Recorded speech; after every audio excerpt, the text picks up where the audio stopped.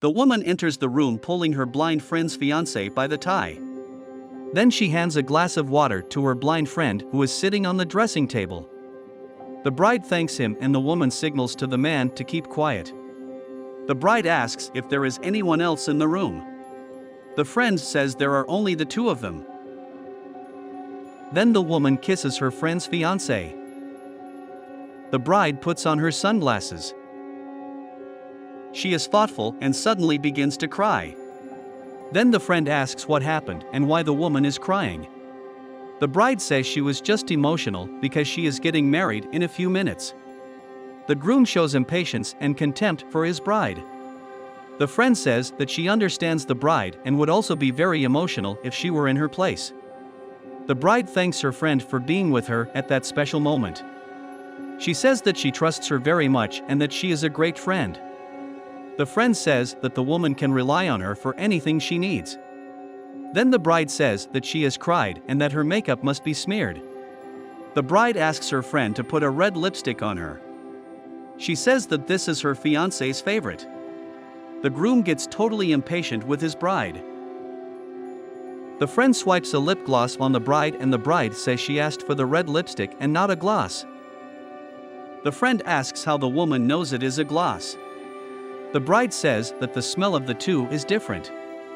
The friend and the groom find it strange. The bride asks if her makeup looks good and the friend says the bride looks beautiful. The bride thanks him. The friend signals for the man to go to the corner of the room with her. She whispers that she can't take the bride's nagging anymore. The groom calms her down by saying that he will soon have money from the blind woman. The woman smiles. The woman, calmer, asks her friend if she needs anything else. The bride says no and that she was just looking for the glass of water. Meanwhile, the groom pulls his mistress in for more kisses. Interrupting the lovers' kisses, the bride asks if it is long before the judge of the peace arrives to officiate the wedding. Her friend says it is almost time. She signals for the groom to leave and pretend he was arriving. Meanwhile, the bride says that her friend looks beautiful wearing pink. The friend asks how the bride knows the color of her outfit. The bride smiles and stands up. She says she remembers that her friend commented that she would buy a pink blazer. The friend smiles and tells the bride to sit down. Again, the bride thanks her friend for supporting her in her wedding. She says it is the happiest day of her life. The friend says she is only fulfilling her role as a friend. Then the groom pretends that he has just arrived. He calls out to his bride showing contempt. The bride gets up and, touching her fiancé, says that he looks very handsome. But the groom, touching his mistress, says that she also looks very beautiful and that she is the love of his life. The bride approaches to kiss the groom, but her friend prevents the kiss and says that kissing before the wedding brings bad luck. Then the bride says that her friend is right. The groom and his mistress roll their eyes. Then the groom says he is already going to the registry office.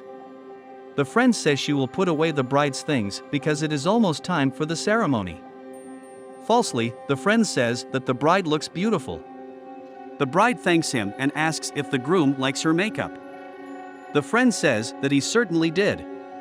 The bride says that her fiancé is very fond of her friend. The friend replies that they consider each other as brothers. The bride says that's very nice. Then she looks for her glasses. The friend tells the bride not to wear her glasses because it will hide her makeup. The bride says she needs to protect her eyes from the sun. But the friend tells the bride to be without her glasses at least on her wedding day. The bride then agrees and the two leave together. Later, at the end of the ceremony, the judge asks the groom if he accepts the bride as his lawful wedded wife, in sickness and in health, and in wealth and in poverty. The groom says he does. Then the judge asks the bride if she takes the groom as her lawful wedded husband, in sickness and in health and in sickness and in wealth and in poverty. But the bride asks if she may say a few words first. The judge allows it. The bride and groom and the witness stand up. Then the bride begins by saying that today would be a very special day for her and that she has been waiting for this day for a long time. She says that although it is not the way she imagined, the day is still good because she is freeing herself from two poisonous snakes. The friend asks what the bride was trying to say. The groom is confused. The woman asks if the two really thought they were going to cheat on her forever. She says that she might have expected this betrayal from her fiancé. But she says she never expected it from the friend she trusted so much. The friend says that it was the man who had the idea. But the woman says that they are both to blame and that they both wanted her money. The man says that this is not true and the friend tells them to talk. The woman says that after what they did, there is no more talking. The man asks how his fiancé is seeing. The woman tells him that she had surgery while her fiancé was on a business trip. She tells him that she has realized her dream of regaining her sight and that she wanted to surprise him on the wedding day, but was surprised by the betrayal. The friend apologizes for everything that happened. But the woman tells her friend to get out of her face. She calls them both self-interested and tells the man to return the keys to her car and her house, because he will not keep anything that is hers.